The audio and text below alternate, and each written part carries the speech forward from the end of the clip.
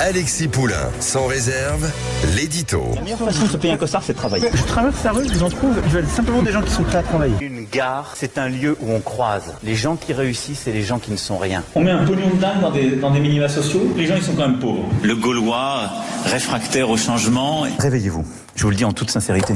Réveillez-vous. Ce qu'a dit avec beaucoup de force le président de la République, c'est que si on ne se secoue pas les puces, il n'y aura pas 5% de taux de chômage. Ah bah voilà, réveillez-vous, secouez-vous les puces, mais enfin, bande de feignasses, c'est quoi ça, les petites phrases.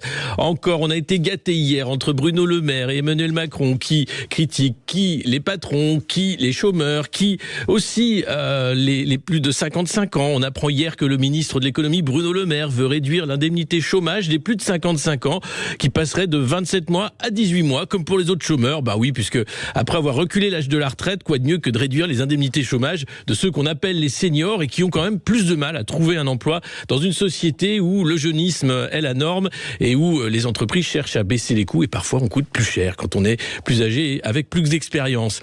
Mais ce serait peut-être un tour de passe-passe en fait à la hache ou avec la baguette magique du 49.3 pour masquer les chiffres du chômage des seniors. Hop, magie.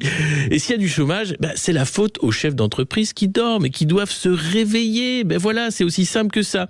Et puis vous n'avez peut-être pas remarqué, mais Elisabeth Borne a dégainé un 18e 49.3 hier soir comme ça. Bon, c'est la routine, voilà, c'était pour le budget de la sécurité sociale cette fois-ci. Pour l'électricité, pareil, c'est la magie. Bruno Le Maire a assuré que le nouvel accord signé avec EDF va assurer un prix stable de l'électricité. Problème, c'est que en réalité, cet écrivain de fiction, qui a beaucoup de talent, Bruno Le Maire, sort un mensonge, ou du moins une fiction. L'accord prévoit en réalité une augmentation de près de 70% sur le prix moyen du mégawattheure d'ici à 2 ans. Voilà. Et puis pour l'inflation, c'est loin encore la fin du tunnel ou cette petite bosse que Christine Lagarde nous avait évoquée, the little hump de l'inflation.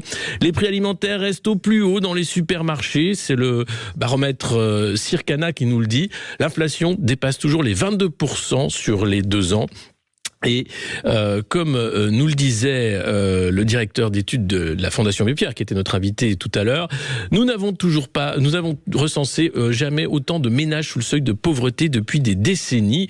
Mais pour Bruno Le Maire, il faut arrêter de noircir le tableau. Voilà, on se réveille, on se secoue les puces, on arrête de noircir le tableau, mais entre les mensonges, les approximations, la méthode Coué, les conseils de Bruno Le Maire, ministre de l'économie depuis 7 ans, on peut peut-être les prendre avec des pincettes. Lui, il a réussi l'exploit de faire passer la dette de la France de 2300 milliards d'euros en 2017 à 3040 milliards aujourd'hui. C'est plus de 700 milliards en 6 ans. Bravo, chapeau les Mozarts de la finance, les champions de la petite phrase méprisante et les magiciens du 49.3. Ils continuent leur épopée folle et visiblement c'est à nos frais.